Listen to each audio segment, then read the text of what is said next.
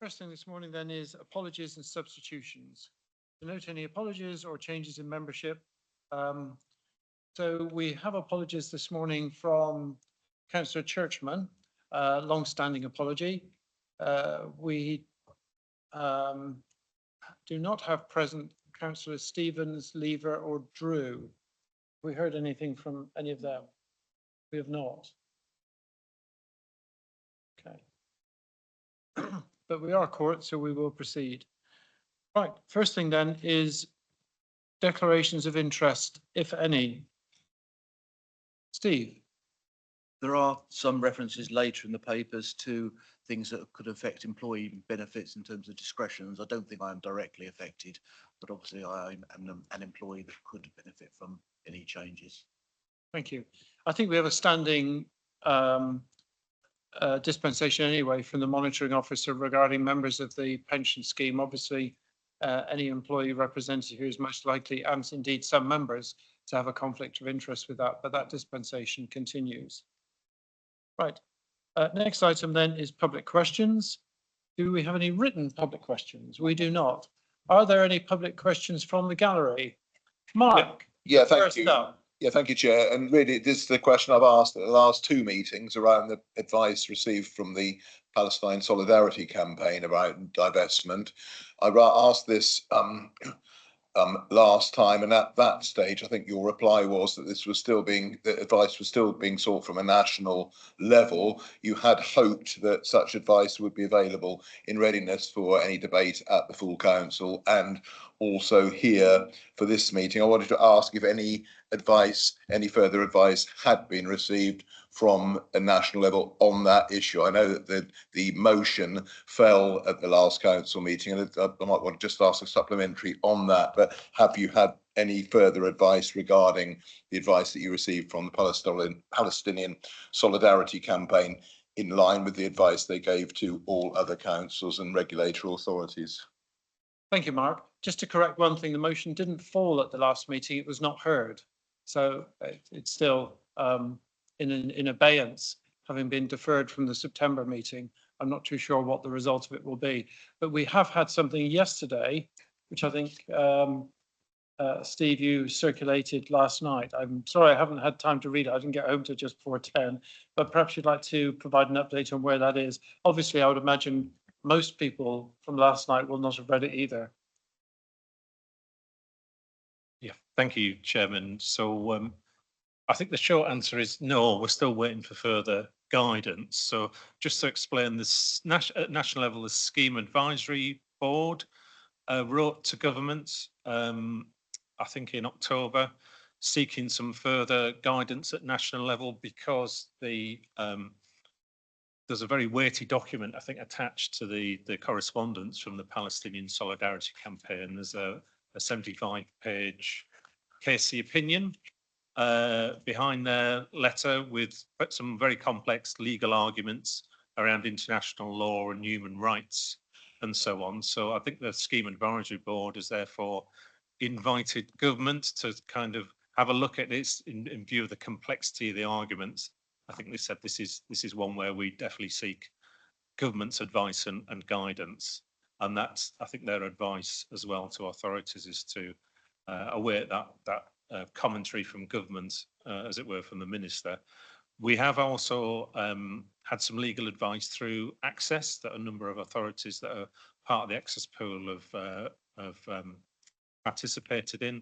And essentially the legal advice we've had is basically to say it's inadvisable to comment in any detail, really, because of the complexity of the arguments, and we're really all waiting for government essentially to come back to us on. So the ball's in government's court. So I have drafted a letter that I've circulated to the chairman. More than happy to circulate that to others, but essentially recognises our draft response recognises that we are reviewing our ESG approach based on previous discussions at the committee. But there's not too much we can say in terms of the detailed, complex legal issues raised by the campaign until we've had, first of all, some correspondence from government, and then the reaction from that from the Scheme Advisory Board at a national level. Thank you, Steve. So I'm sorry, that's not very helpful news probably to you, Mark. The answer in short is we're still waiting for government to give us an answer. And as far as I'm aware, we don't even have a date by which they were expecting to get an answer. So we are in a very awkward position. I would very much like to give you an answer, but unfortunately, until that advice comes down, we're completely stymied on the topic. Well, certainly we will be continuing to pursue that. I did have a supplementary question really, and it relates to what you alluded to, or what I perhaps wrongly referred to as the motion having fallen. You say it's still in abeyance. I just wanted to ask on this, how is it that such an apparently moderately worded and almost anodyne motion can be ruled out of order when other councils are passing motions which are perhaps more strongly worded? I know Southwark have done it. I know Nottinghamshire have done it. I know there are one or two other authorities that have done it. How is it that the legal advice that is given to those authorities is so different from the advice that is given to the Isle of Wight Council? I know that's a question possibly more for the monitoring office than yourself, but it continues to arouse a surprise and a degree of suspicion amongst members and those who are following this issue closely, of whom there are quite a considerable number. Thank you, Mark. So I have replied to the monitoring officer and to the statutory officers, and indeed to all members, with a commentary on that advice, which was circulated by the chair following that meeting to all members. I've not received a reply back from the monitoring officer on that yet. I am expecting one, and I did raise it yesterday with the chief executive as well. I'm quite aware that there's a disparity between the advice we are given and the actions which are taking place within other local authorities. I have circulated to the committee and to officers copies of other materials. We've received now a copy of the information regarding Southwark in some detail. I'm aware that the one that followed that just a few days ago was Nottingham. And I've seen the advice that's been provided to Nottingham and the motion that they passed, which is an arm and a leg more powerful than we were proposing for the Isle of Wight Council. So at the moment, it does appear that we are a considerable outlier on that, given recent actions. So as soon as the monitoring officer comes back to me, I think we'll be able to give you a better response, Mark. Okay, yeah, thank you for that. And I apologise that I made my second deliberate mistake within questions of the day. I referred to Nottinghamshire rather than Nottingham City, but thanks very much. Thank you. If you could say your name, please, that would be helpful just to start, and then your question. Thank you. Yes, my name is Marilyn Barrett, and I'm a pension member. This is about the advice received suddenly. Before Councillor Jarman's very mildly worded motion was to be heard by the Pension Committee on the 29th of July, it had been passed back and forth several times between the Pension Committee and the Council's legal team, including the CEO. Thorough scrutiny had resulted in modifications and amendments, including substituting various words to suit legal requirements. Not only this scrutiny, but the motion had been written with consideration to years of mounting advice from the Scheme Advisory Board and King's Council legal opinion. So my question is, what, at this late stage, seconds before the motion was due to be heard, not even at the beginning during the chairman's announcements, prompted or influenced the monitoring officer's sudden inspirational awakening to send such, quote, strong legal advice that caused Councillor Jarman's motion at item 10A to be struck from the agenda? So I think the answer to this is very similar to what I said to Mark. Technically, it was not struck from the agenda. It was on the agenda. It was accepted on the agenda by the acting monitoring officer at the time. And the monitoring officer or the acting monitoring officer does have to review items for the agenda and to agree that they can go onto the agenda. And that was the case in September and to this committee and at the recent full council meeting. So I think the answer is the same to Mark, that we I have replied to the monitoring officer, copied to all members, and we are awaiting his reply on that topic. His advice was 2 small paragraphs, and I understand the chair of the council has released that to all members and indeed to the press. Okay, thank you. Do you have a supplementary? No, but I would like to say that just recently West Sussex Council have also accepted a petition, and it will be debated on their next meeting in 2nd of December, I think, just for interest. Thank you. It's on the list that we've got of West Sussex. similar motions. Thank you. Thank you. Was somebody else wanting to ask a question?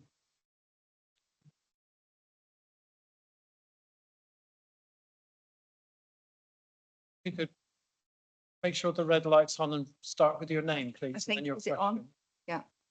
And Jenny Agricola, I'm not really sure what I want to ask because it's mostly both been incorporated with the others, but will the motion be going back to the Pension Fund Committee in this case and not to full council?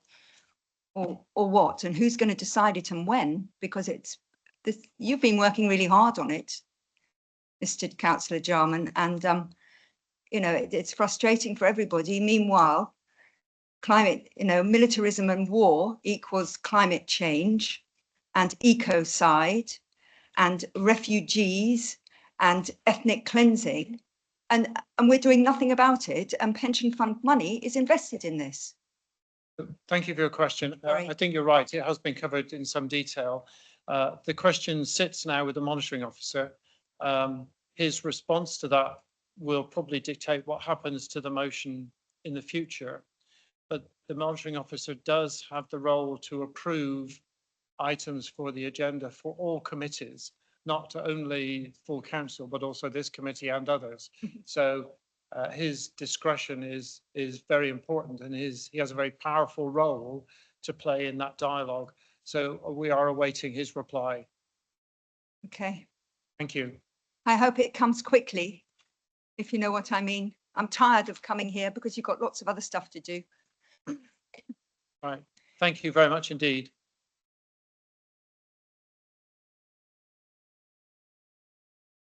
Right. Next is number 4 on the agenda, which is members' question time. Do we have any questions from the members?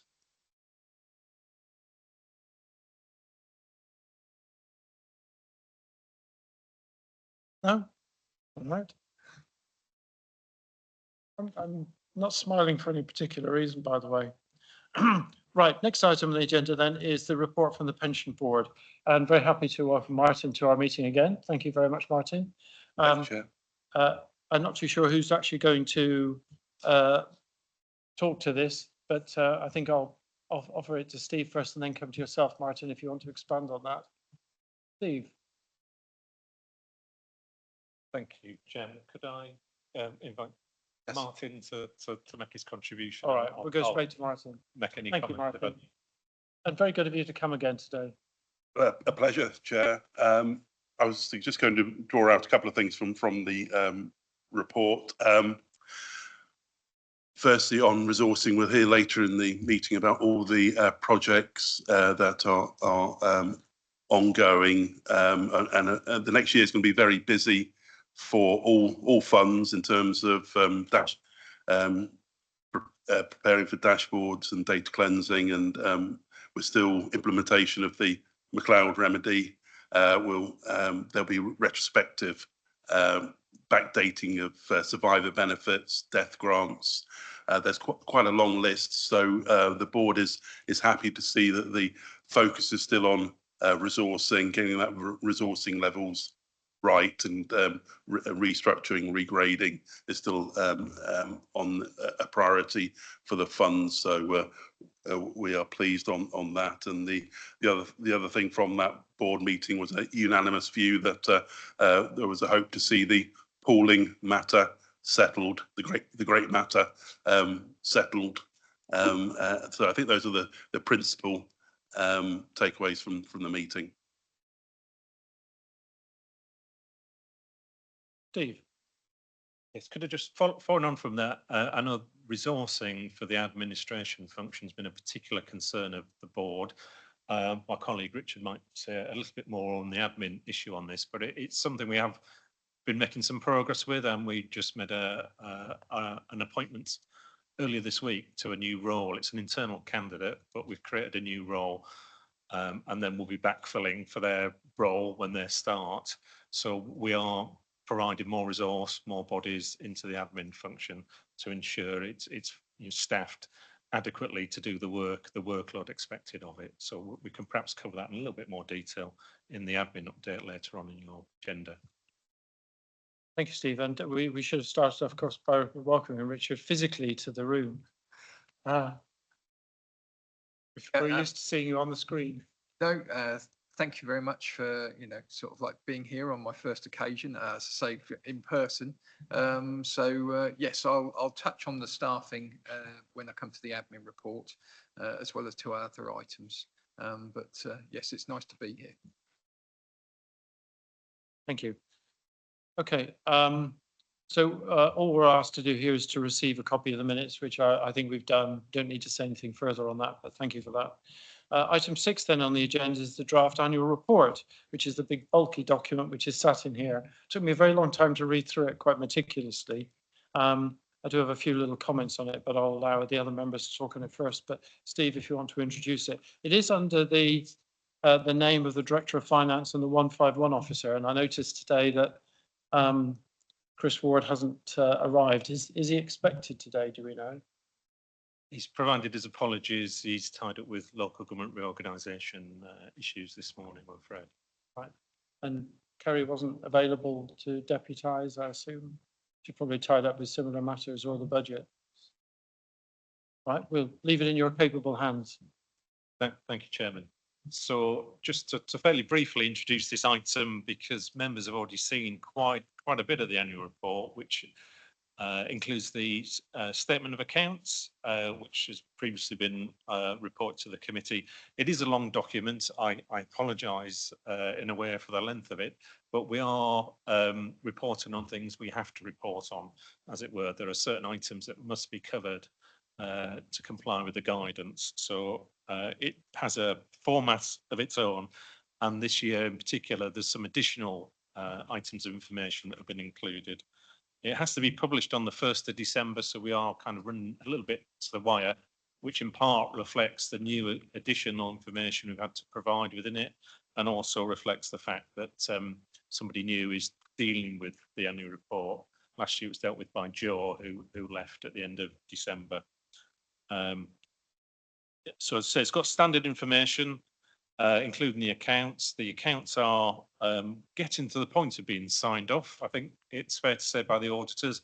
I have seen a draft report that I think will be going to the audit committee.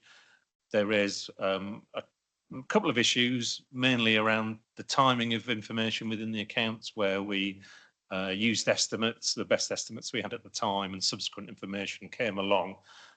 So they do highlight that, but there's nothing fundamental so far that they've taken issue with. And I think the final piece for them is to look at the annual report as well before they're happy to sign it off. But if you remember the audit committee, you'll be hearing from them directly on that. But hopefully we're nearly at the end of the audits.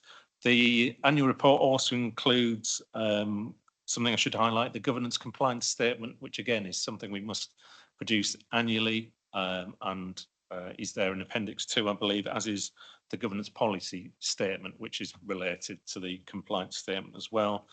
Furthermore, you've also got an appendices detailing our compliance or any areas of partial or non-compliance with the Pension Regulators Code, which was brought in 2024. So I recognise it's a long document, but a necessary one, I have to say. Thank you.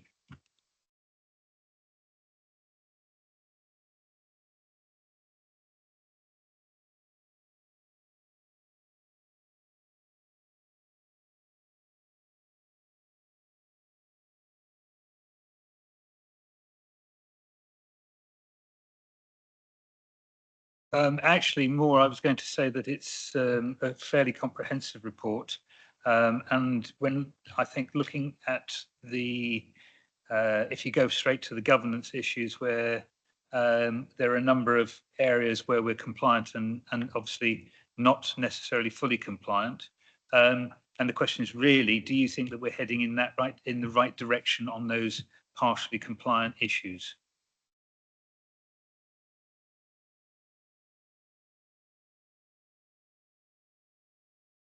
Louisa?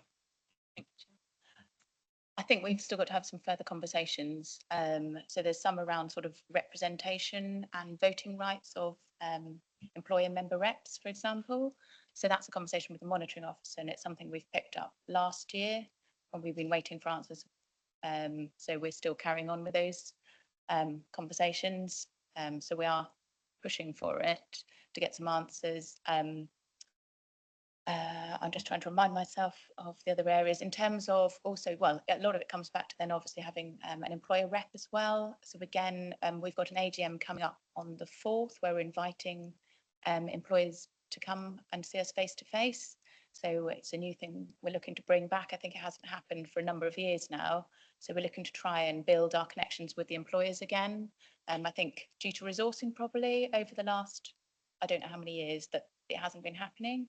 So we're looking to beef that up and then hopefully build some better connections with our employers, not just the Isle of Wight Council, but the other employers that are in the fund. So with that, hopefully we'll get someone put forward a nomination so they can come and join the committee and also the board.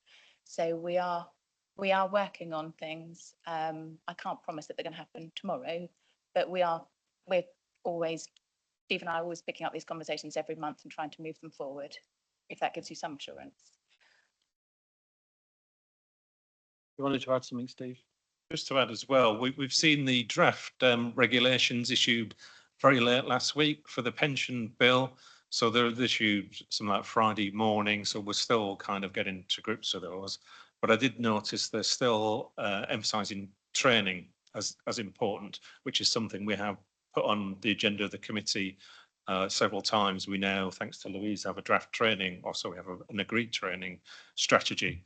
So that's something government, as expected, are emphasising as important going forward in the draft regulations, and will be maybe highlighting at the next committee meeting whether there's a chance to look at those regulations, exactly what kind of governance areas we may need to address to ensure we're compliant with the pension bill going forward.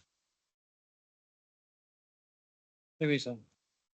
Oh, yeah, sorry. So I just didn't, your question, sorry, I just should check, sorry, Councillor Stewart, was your question was in specific, in relation specifically to the governance compliance statement that says some areas are partially compliant, fully compliant, because obviously in our report, we've also covering off TPR, and that's a whole separate matter in itself. So I just want to just check which areas, because I've referred only to one part, but there's a whole wave of new stuff coming through, plus all the TPR stuff. So I just want to check, sorry, I only answered one part. That's fine. You actually answered the part which actually I was more uncertain about. But I was also going to raise, if it's okay with you, Chair, a suggestion, because I noticed from other members of the committee, training is a difficult position for us all for all sorts of different reasons, because we're all at different levels. And it might assist the committee generally, and perhaps going forward with the new regulations, that we have a very, very simple tick list for the committee members, whether voting or non-voting, so that they have an idea about how far, what they would need to do to actually become as well trained as they possibly can. Because, if I look at Councillor Blake here, I know from his background that he will have certain expertise. And obviously, the chair himself has quite a reasonable expertise in most of these areas. But it is a question of, so it gives the councillors a chance, the councillors and non-voting people a chance to actually go, actually, we're not far off it. We could do this and this. Because I think at the moment, what you're seeing is that there's this vast array of possible training and possible knowledge that you could have.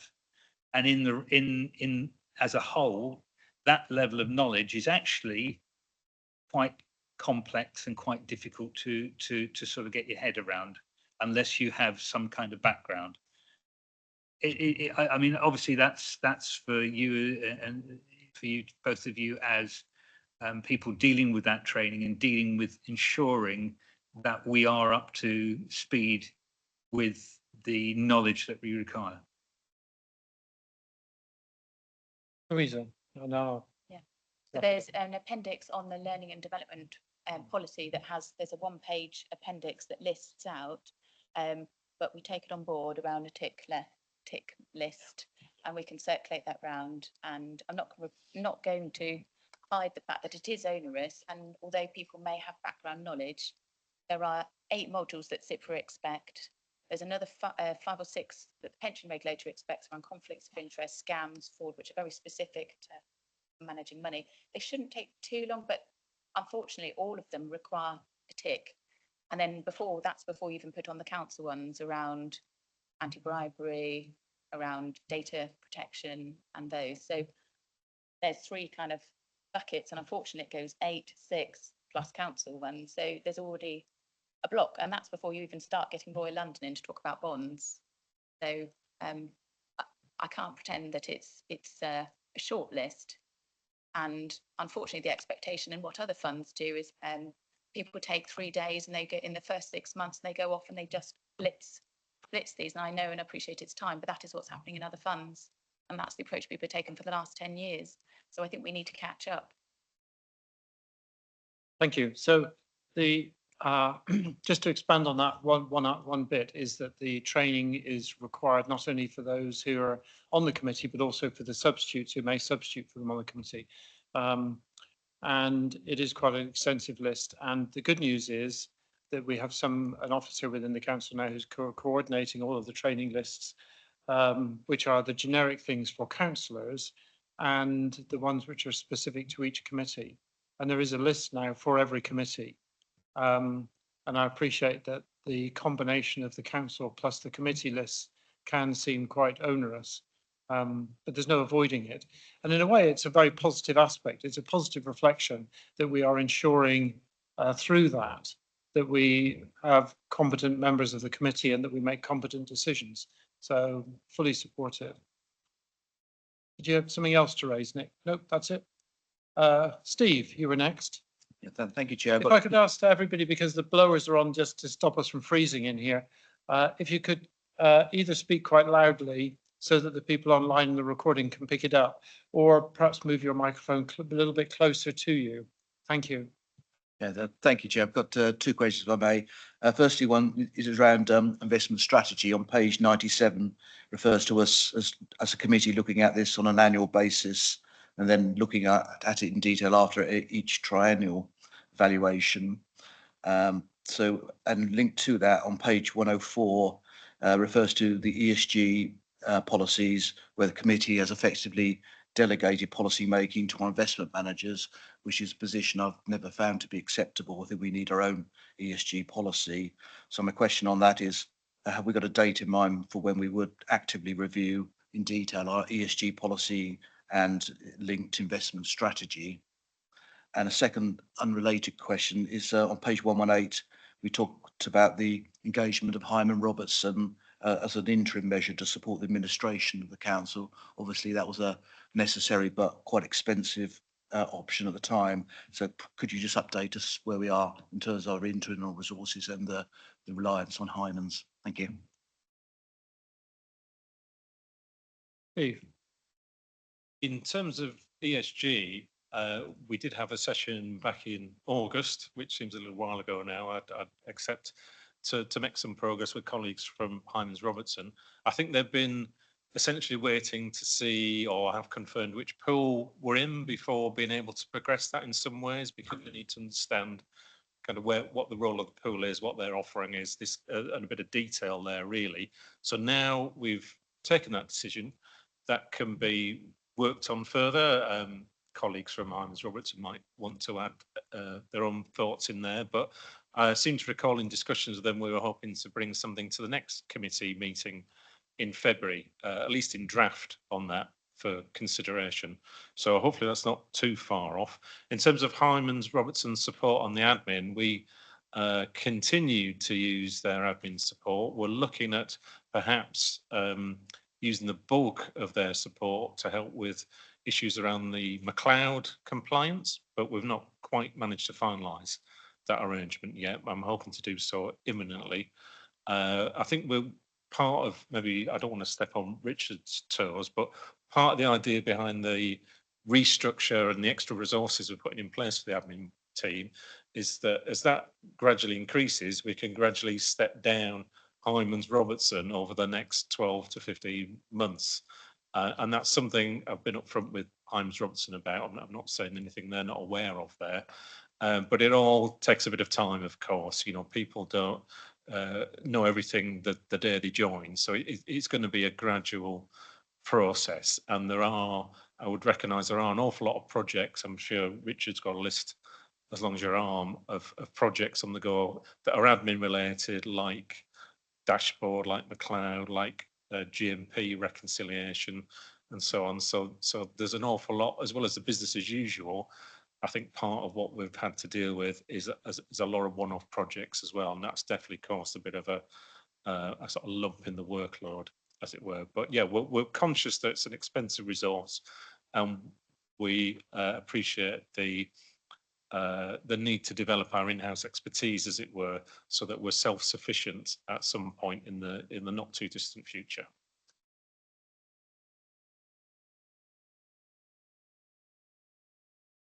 Ed, Councillor Blake. Thank you, Chair. When I asked to be put onto this committee at the end of the last AGM, and so in this cycle, I got quite excited about talking about pensions. Believe it or not, I actually do like investments and things like that, and I sort my own pension pot. But I'm quite aware that I don't think we've actually discussed once an issue that is actually pertaining to the management of the pension pot. It's been entirely around pooling and indeed the whole Gaza motion. So to that end, obviously, this committee normally serves a purpose to actively manage the investment fund. And obviously, looking at the 6 principles, we've got a couple of partially compliant things that include some of the response to adherence as being things that the committee should have done. So my question is, have we not been able to be fully compliant because we haven't been able to do ordinary business, or are these things that would have remained partially compliant had we been doing ordinary business? It's not really a question.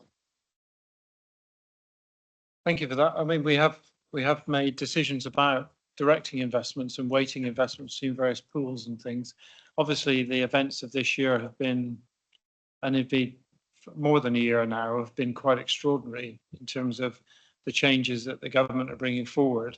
And so a lot of our time has been directed at that. But Steve. Yeah, we do have Royal London on today, and I'm very much hoping they get a decent amount of time to explain their investment philosophy and their results. But I recognise exactly the point you raised. We have spent quite a lot of time on sort of national issues, out of necessity because of the timetable that's been around on that, and trying to comply with that. So I think at some point I suggested to the chairman that if we have substantial further national issues around pooling to discuss, we might want to park those in one-off meetings dedicated, as it were, to pooling whilst we crack on with BAU. So recognising there's been that time pressure on our meetings, and BAU probably has suffered a bit, in all honesty. We look at future agendas and trying to keep it to the business as usual and protect a bit of time for the investment managers today. But if we have to go back to discuss pooling in any detail, I think I'd need to go to the chairman and probably make a case to ask for a special meeting there, so we're not tying up the BAU with a one-off government agendas, as it were. Keep them separate and protect the time that you need to hear from the investment managers. I recognise that will be important going forward. through you, Chair. I said I did welcome this agenda coming through this time because it looked more like business as usual, and I think we're all quite keen to get on with that. So just if you can, just would those two partially compliant principles, would they be more likely to be compliant in a normal year? Page 106, 107, that's our 6 principles.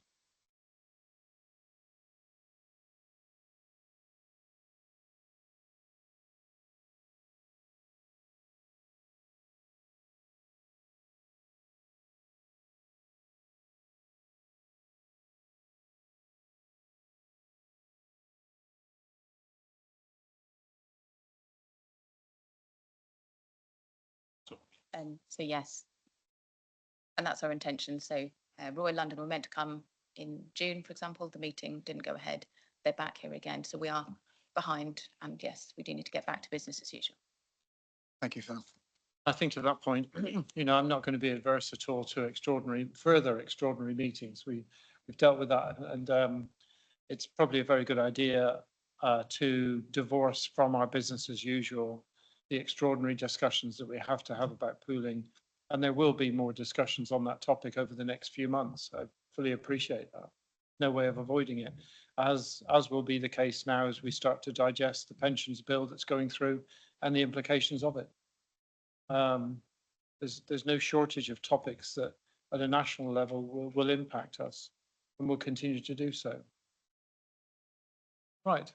And any other member questions here? No.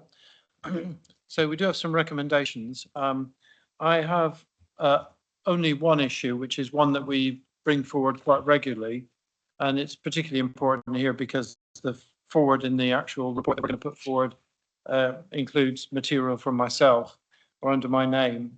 And I do want to at least retain some ability to control that. And so I'm going to suggest that we make the usual change in section in recommendation 11 and change the word consultation to agreement with the chair.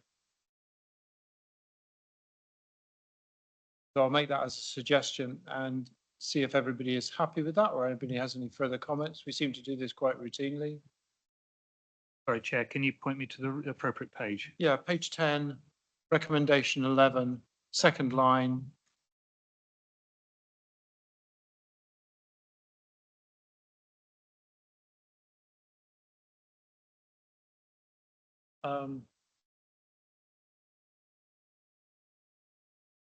I have both, but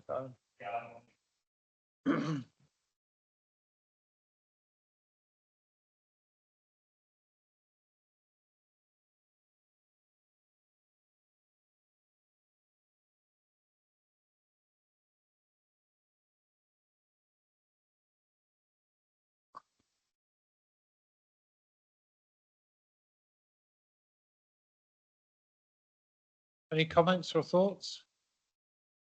Yes, it always says consultation. I would welcome an understanding of why it says consultation. Then we can sort of make we can decide. Because we do keep changing this word consultation to agreement. We've done it, I think, for the last 3 or 4 meetings. I have sought advice from legal team, the in-house legal team, who say consultation is the appropriate form of words rather than agreement, because agreement implies it's a one-member decision where you're dealing with a committee. So their suggestion or their recommendation is to always use the word consultation to recognise that kind of wider aspect, that it's not just down to, when you're dealing with a committee, it's not just down to one person to say so. Effectively is what they reflected to me.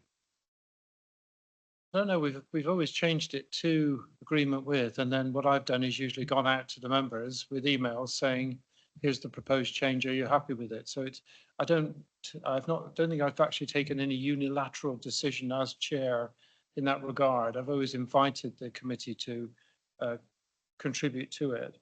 And I think the issue here is, given that the forward is from me and it is on behalf of the committee should have the ability to agree to any changes that are coming forward.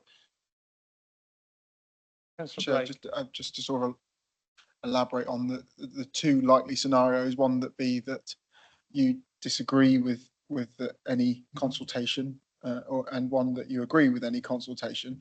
So in the outcome that you were to disagree with the consultation outcome, would that mean it would come back to committee naturally, or is it a case of, because we're delegating authority to strategic manager of pensions, that role is then that circumvents it coming back to, or is able to stop it coming back to committee to discuss again, just to play out the example? So what I've done in the past where a change has come forward, there haven't been very many, but where there have, I think 3 or 4 of them, I've generally sent an email out to the entire committee and said, you know, this is the event, whatever the event is, could be any topic really, and invited comments on it. I think in every case I have had comments on it, not from everybody, but on every issue. And then I've effectively been the conduit to provide that back to whoever the delegated authority is to, and an agreement has been reached on whatever wording needs to be changed. So there it hasn't resulted in a conflict, but it has resulted in the committee remaining informed of changes which are proposed. Agreed, Chair. That was obviously under the wording of changing or the word. Sorry, forgive me. The consultation to agreement. Yeah. So obviously that would. But what I'm asking is, would officers take? And I'm not saying this for this situation. I'm talking about all situations. I think just for moving forward for context. Would you then be able to take that recommendation and then be able to circumvent our extra wishes beyond committee to, because we've delegated it? That's what I'm just trying to get to the bottom of. So if You know, I'm it's- not thinking you're going to run away with and do things you don't want you to, Steve, at all. But I'm just trying to play out the two scenarios here so that, you know, playing devil's advocate really. If the chair was not to agree with your additions or whatever it is to this recommendation, are you able to carry on regardless? Is a simple question, I suppose. So if it's the word consultation, if something comes in and I refer it to the committee, comes back to me and I pass it back in, if at the end of the day that is not accepted, then the consultation has been performed and whoever the delegated authority is given to is able to proceed, notwithstanding that reply. So if we as a committee disagree with a change and feed that back, the strategic manager of pensions in this case would be able to proceed anyway. Having the word agreement means that they can only proceed provided through me the committee actually agree to whatever that change is. And we had a couple of examples come up in the conversation just now relating to policy and business. So there are examples where the committee have come back with changes, and it's a question of us having an equal voice in that conversation rather than simply delegating authority. I think Councillor Stewart, you wanted to say something as well. I'm aware that Steve is going to make a comment, but I think you hit it on the head. Councillor Blake is entirely correct. It is the final decision always lies with this committee. And in front of us, we have the report, which we have to agree or not agree. So I think if the legal advice is consultation, then we should realistically leave that in. I entirely agree that Councillor Jarman has always, whatever the case, whether people agree or not agree, has always reached out to the rest of the committee in the best way that can be possibly done. But obviously we may have other chairs in other circumstances who may not necessarily follow the same approach. And that is one of the reasons why they will have put in consultation rather than agreement.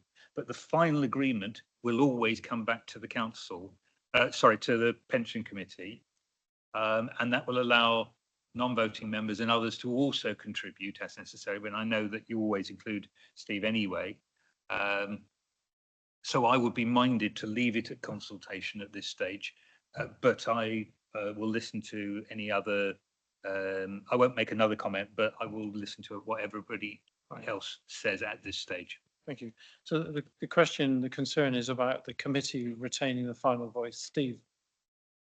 Yeah, I am more aware that there's probably about a dozen typos that you've probably been good enough not to highlight to me. So it's not a perfect document EMRAF's tabled. We continue to check it right until the time it's published. So there are a number of changes as of today that I would want to make that would probably be of no interest to you, but where we spotted typos. My understanding is around consultation, exactly as you described. Consultation would be consultation, not the decision, which would then default to myself or the section 151. I was merely trying to reflect what legal told me when I asked the question, that they said that was the right formulation, as it were, bearing in mind the constitution and everything else. I'm more than happy to take that back to legal and seek further clarification if that helps. I mean, if there was something fundamental issue in what is probably technical documents, so this might not be the best example, but you know, make every endeavour to try and listen to the views, but I guess that might not be quite sufficient assurance for you. So I'd be more than happy to take it back and seek further guidance from our legal colleagues on the process to be followed, if that's any help. Louisa? Yes, so just to reinforce a little bit of what Steve said, but I guess more specifically into the motion that or the recommendation that you're looking to talk about here, which is the annual report and accounts.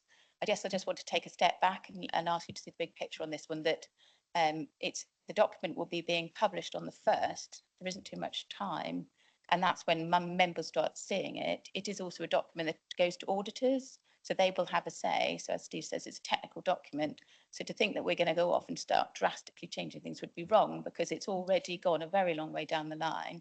But obviously, if there are typos or things mentioned in some of the descriptive text at the beginning, for example, on the basis it's a member's document, obviously we would welcome and we really value your opinions, and we will be feeding them in, if that gives you any assurance on the topic in hand here. But I believe you're asking a wider question around the wording being used in other situations as well. But I just wanted to bring it back to this one today, that it's an annual report and accounts. And as I say, you've got auditors behind it in the back end, and audit and governance as well. So, yeah. Thank you. So, but I think the issue is still there, that at the end of the day, it is a committee report, and it's a question of how the committee retains ownership and control at the end of the day of that report. So, Councillor Blake. I'll let Louise come in if she had a quick point. Oh, yeah. Sorry, it's just to remind you, in the delegated authority matrix for the committee, you're making a recommendation also for the accounts to go to audit and governance. So because the accounts obviously form part of the council's account. So don't forget that actually the part of the report which you actually do sign off is kind of the text at the beginning, plus you've got a lot of reports in there that are also written by external people. You've got an investment report that's been written externally. You've got a report in there from your auditor and for your actuaries.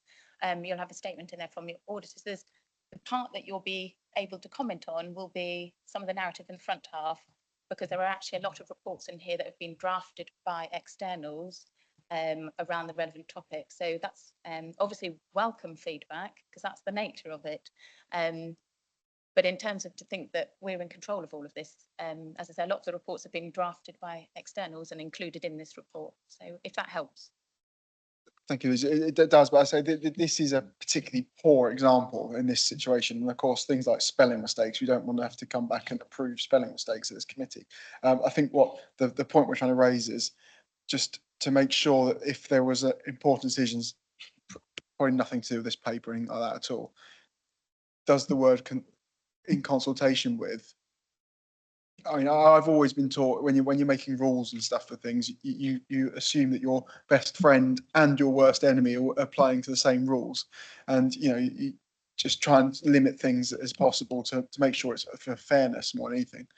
So that I think that's where we're all coming from, and I think that I say this is a particularly poor example, and I 100% get that day-to-day output of your department can't be impinged by us meeting once every 2 months. 100% get that, and I wouldn't never want to sort of stray into that, but I think we just need to it's more around that wording, and obviously they are two quite drastically different words in terms of in consultation and in agreement with in practice. But that was the only point I wish to raise. Steve? Then I'm very keen to move on. Just to emphasise that it's a bit time critical. I mean, ideally would have brought this to you earlier, but as I say, we've had a change in staff and they're wrestling with new things that we're expected to include in this now. We have to publish it on the 1st. So whichever form of words we use, I'd be very keen that we agree, as it were, that it can be published for the 1st of December. Any further comments? So there's only 3 of us, so it's very, I feel rather awkward about that, but there's nothing I can do. That only 3 of us have turned up. So who would prefer the word agreement? So that's me. I'm going to go with agreement. And who is happy with consultation? Good. So we go with consultation. So then I'll move the recommendations here, which is 9 through to 17. Look for a seconder for that. Thank you, Councillor Stewart. All those happy with those? Right. Thank you. That's unanimous. Thank you very much, team, for the effort. Very good. And in terms of the typo, I think one of the things I've mentioned before is relating to the word. I won't go through them because it's few, as I'm sure you've got them all. Where I've corrected invasion of Ukraine to illegal invasion of Ukraine. That word can be added back in, I'm sure. Right. That completes item 6 on the agenda then. We'll now move on to item 7 on the agenda, which is new policies, starting at page 177 in the pack. Thank you, Chairman. So I guess this addresses one of the points that Councillor Stewart touched on, in that we're aware of a number of gaps in policies to be compliant. So, and you might have noticed over some meetings we've been trying to bring 1 or 2 new policies forward to cover those gaps.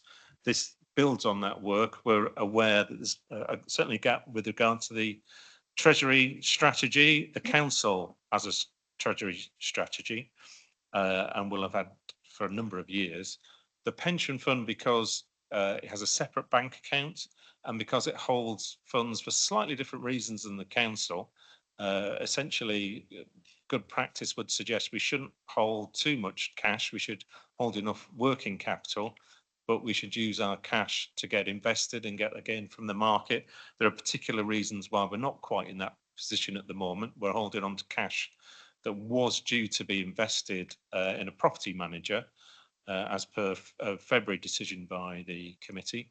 But because of the change in the pool arrangements, that issue has been parked for the moment. So we're sat on rather more cash than we should do normally. But notwithstanding that, we should have our own separate Treasury policy, so it's transparent to all the rules that apply when we manage money. The policy essentially is very closely mirrors that of the Council law in placing prime consideration on being prudent and checking the credit ratings of any bank or institution we put money with. So that's up front and is top of the considerations, as it were, is always security for the money. And I can speak with someone who lived through the financial crisis in 2008 at an authority that did have holdings with Icelandic banks. So I'm always very conscious of security being paramount with any cash that you hold. So we're asking for that to be approved. I'd also see that as part of the routine on having a Treasury strategy, we'll report a kind of outturn report of what's happened with the money over the year, what returns we've had from it, and give some assurance that it's been banked at appropriate credit rated institutions. There's also a separate policy on discretions. So this is how the fund exercises any discretions it may have to make decisions on essentially administration matters. That's separate from a policy employers should also have on discretions as well, but that's down to employers, and we'll be speaking to employers shortly to make sure they're aware that they need that policy in place. But the fund, first and foremost, as our concern, should also have a formal arrangement to show for transparency again how it exercises its own discretions, and that's the second part of the report that you've got in front of you today. Thank you, Steve. I didn't have any questions on either of these, but perhaps the committee does. Steve? Thank you, Chair. Just a couple of very minor things, really, I suppose. Page 181, the top of it refers to there be no property implications. Is that a thing we have to do with committee reports? Actually note if there's anything to do with property. I was a bit intrigued by that one. That was all. And also page 185, we do actually refer to some form of ESG policy. Are the documents that you referred to there, the UN Principles for Responsible Banking and that for Responsible Investment, are they publicly available documents that we could look at just to see what they entail? Steve? Sorry, Steve, I didn't quite catch your Yeah, further sorry. points. Would you? But the Just might very repeat first point it. was Yeah. item 21. There's actually a heading that says property implications. I was just intrigued. That was a thing we had to look at. And page 185 refers to the ESG policy and to UN documents, principles for responsible banking and principles for responsible investment. I just wanted to know whether we could have access to those documents just to see what those principles were. I believe they are public They are. documents, so we can circulate those. Sorry, on the first point, I think it's just probably a reflection of the standard template that we use. I don't think there's any issue of a property implication here. So you're probably right. And for this part, we could have equally deleted that particular section. But yeah, on your second part, we will make a note and put something around the committee. Could I suggest, rather than circulating the documents, because I'm familiar with at least one of those documents and it's quite large, rather than circulating the documents, just circulate the links to the 3 documents. They are available online. Otherwise, our emails will rapidly clog up. Thank you for that. Any other comments on this section? Steve? Not a comment on this section, just on the agenda, and I should have put up earlier. Were there no minutes from the last committee meeting to bring to this meeting? We had the board minutes. No. We don't. There's nothing here from the last committee. No, the minutes from the last meeting aren't available because it was only 2 weeks ago. So the next meeting will consider the minutes of that meeting and this meeting. So on that basis, I'll move the recommendation here, which is on page 178, recommendation number 5. The committee approves the 2 documents. Look for a seconder. Thank you, Councillor Stewart. Everybody in favour of that? Thank you. That's all right. Pass. Thank you very much indeed. And we'll welcome Councillor Stevens to our meeting as we move on to, just to let you know, we're on agenda item 8 now, which is on page 201 of your pack. I think that might be.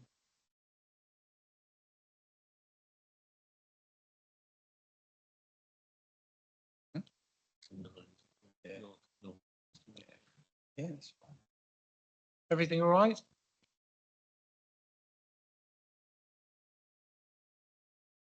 I'll assume so, and we'll move on.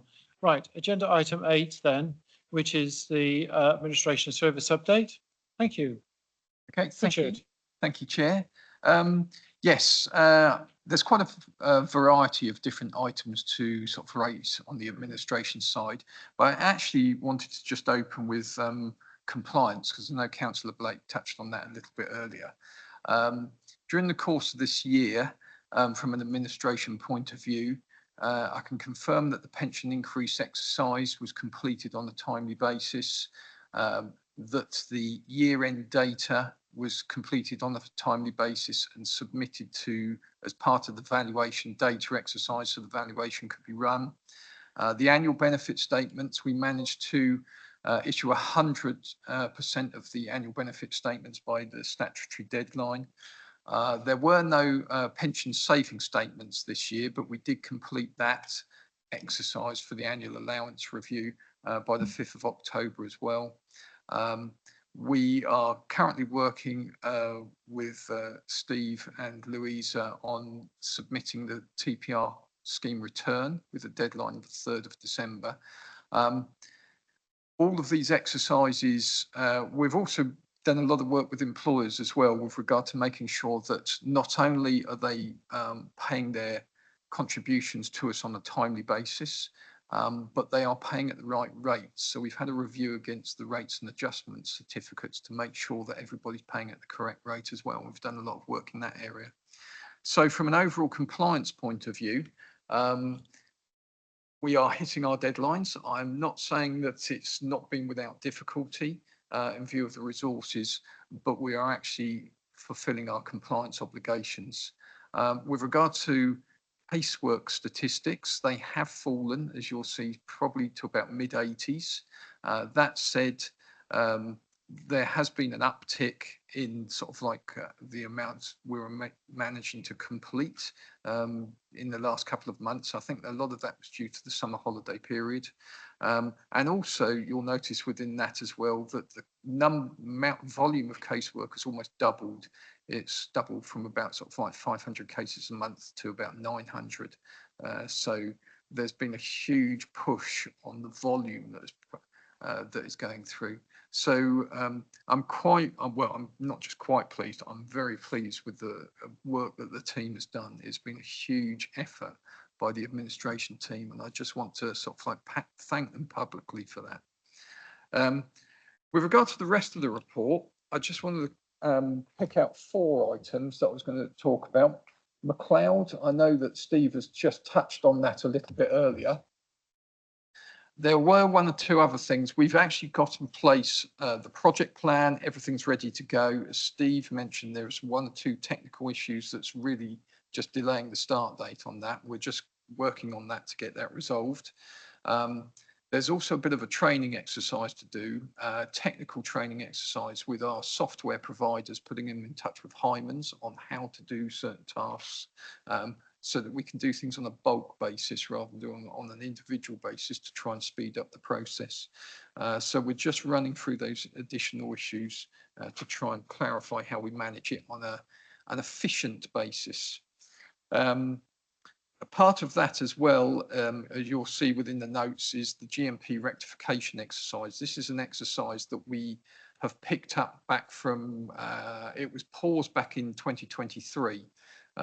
Because of the resourcing issue, but it's an extremely important exercise, and we've had to sort of like do some work, and I'm bringing a paper to the board in December setting that out on how we're going to start that project again. The nature of these projects is because they're so interwoven, there are about 90 cases affected by the GMP rectification project that are also affected by McLeod. So we're trying to dovetail the work so that we effectively kill 2 birds with 1 stone.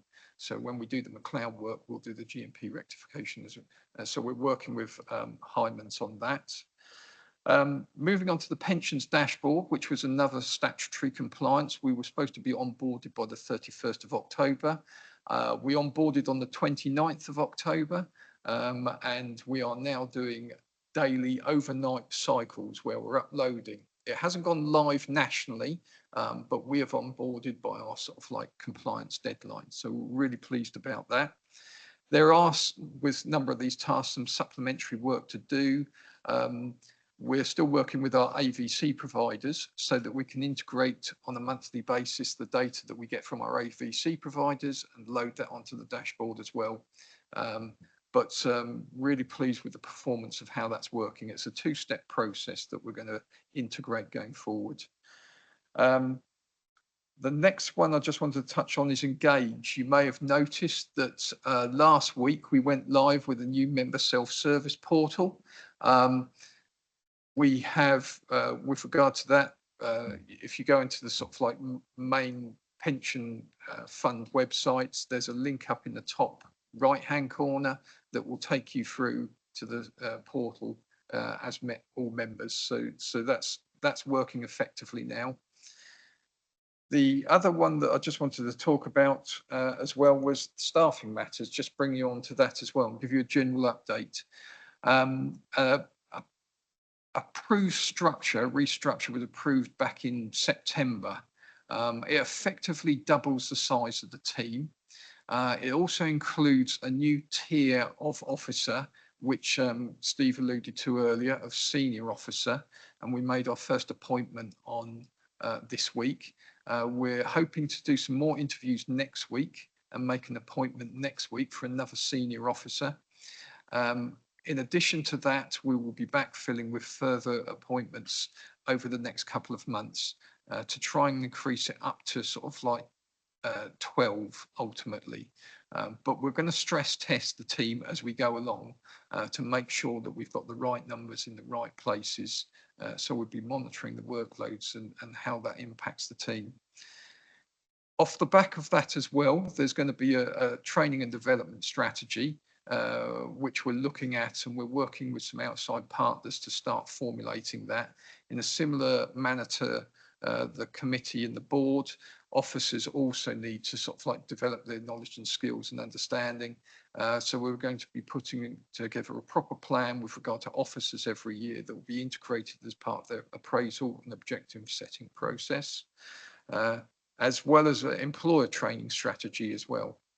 So, and just to outline how the structure of the department's going to work going forward, we've split it into 3 silos effectively.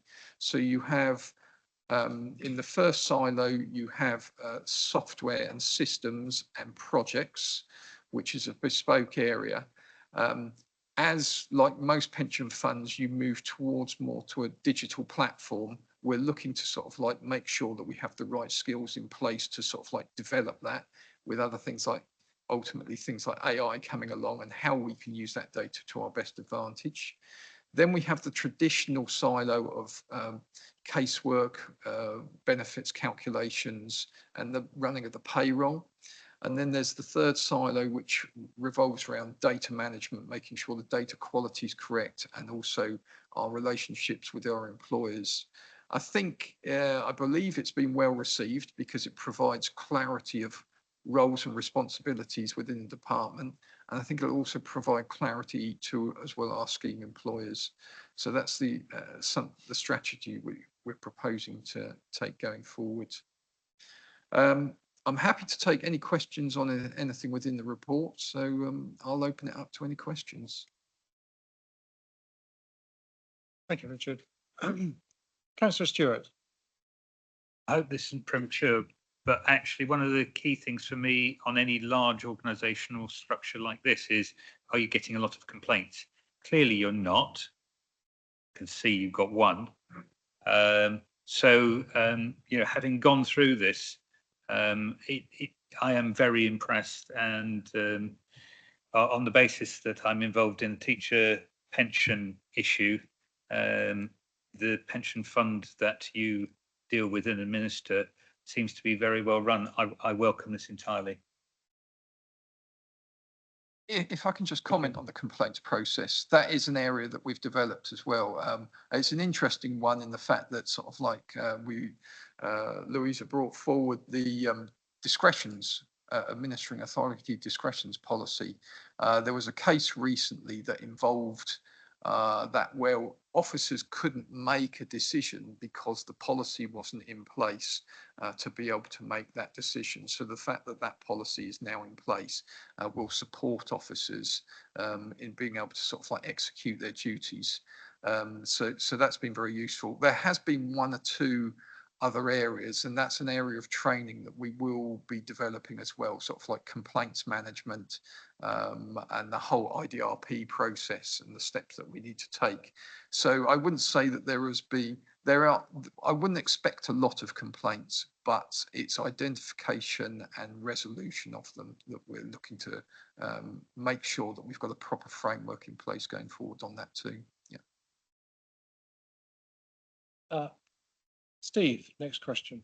Just very quickly to note, as the employee rep on the committee here, we're very pleased to see that, you know, we're making progress, and that, you know, in terms of getting proper resources, because I know they have been quite challenged over recent years, and it just seems to be a very good news. Thank you. Good. I mean, it's worth just recapping. We deal with a fund which is what, 840 million. We have 18,500 beneficiaries. We pay out 30 million a year, and in a very complex market. And as Councillor Stewart pointed out, to have only 1 complaint raised on it, it would seem to be quite remarkable. So Very well done indeed, I think, to the team here. Any other questions from the committee? No? So we've got a recommendation which is to note the report. I'll move that. Look for a seconder. Councillor Blake, everybody in favour? That's unanimous. Thank you very much indeed. And thank you to you, Richard, and the team. And I'm sure we're all looking forward to our afternoon of training on the bond market, aren't we? So we're all eager to move directly onto that and to get into the nitty-gritty of the afternoon. Yet another training. The word training is very popular today, isn't it? Which is rightly so. Good. I now have to read something out, which is item 9 on the agenda, which is to consider passing a resolution that under section 100A4 of the Local Government Act 1972, the public and press be excluded from the meeting for following items of business, namely agenda items 10 to 13, on the grounds that there is likely to be a disclosure of exempt information as defined in paragraph 3 of part 1 of schedule 12A of the Act, and in all the circumstances of the case, the public interest in maintaining the exemption outweighs the public interest disclosing the information. And that refers to the great wad of pink papers, which we're going to move on now. So I'll move that resolution and look for a seconder. Councillor Stevens, all those in favour? That's unanimous. Thank you very much indeed. We will now pause and say thank you to those in the public gallery and any members of the public online. And I'm sure